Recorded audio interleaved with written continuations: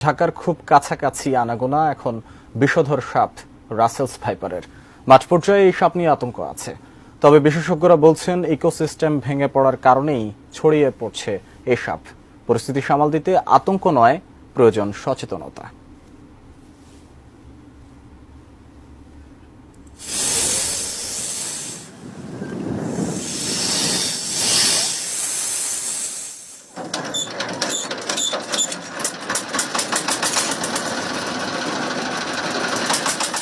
মানিকগঞ্জ হরিরামপুরের এপার থেকে ওপার যাত্রার সময় প্রায় আধা ঘন্টা।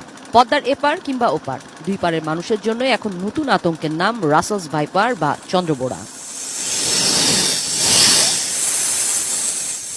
চরের মানুষের কাছে সাপটি নতুন।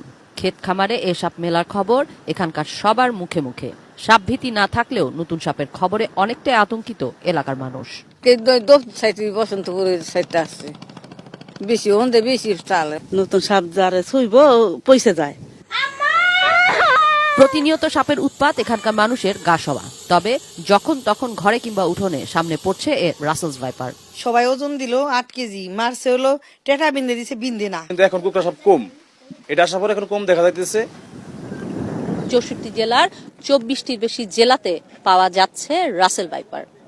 মানিকগঞ্জের ঠিক যে জায়গাটিতে দাঁড়িয়ে আছি পদ্মার এপারে বিগত 3 মাসে এখানে সাপের কামড়ে মৃত্যু হয়েছে 6 জনের।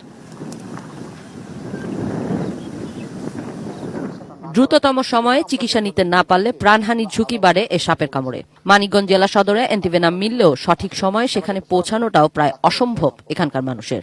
আর এখানকার যে মেডিকেল ফেসিলিটিস গুলো রয়েছে সেটা আমরা বাড়ানোর ইতিমধ্যে নির্দেশনা দিয়েছে এবং মেডিকেলগুলোতে অ্যান্টিভেনমও এসেছে। নতুন নয় ভাইপার গোত্রের এ সাপের বিচরণ, এর আগেও ছিল বাংলাদেশে। ফনা পাকিয়ে ছোবল নয়, কয়েল পাকিয়ে স্প্রিং এর মতো লাফিয়ে ছোবল দেওয়াই এর বৈশিষ্ট্য। দেখতে বাদামি অজগরের বাচ্চার মতো হলেও এর ক্ষিপ্রতা 1 সেকেন্ডের 16 ভাগের 1 ভাগ। সাপটির দেহ সাধারণত মোটা, লেজ সরু ও ছোট, মাথা চ্যাপ্টা অনেকটা ত্রিভুজাকার, সারা গায়ে গাঢ় বাদামি বা কালো গোল গোল দাগ। ঘন জঙ্গল নয় এদের বাসস্থান, ঘাস, ঝোপ, বন কিংবা ফসলের ক্ষেত। প্রধান খাদ্য ইঁদুর, ছোট পাখি, টিকটিকি ও ব্যাঙ। এর বিষ দাঁত প্রায় 16 মিলিমিটার পর্যন্ত লম্বা, প্রায় 250 মিলিগ্রাম পর্যন্ত বিষ ঢালতে সক্ষম এ সাপ।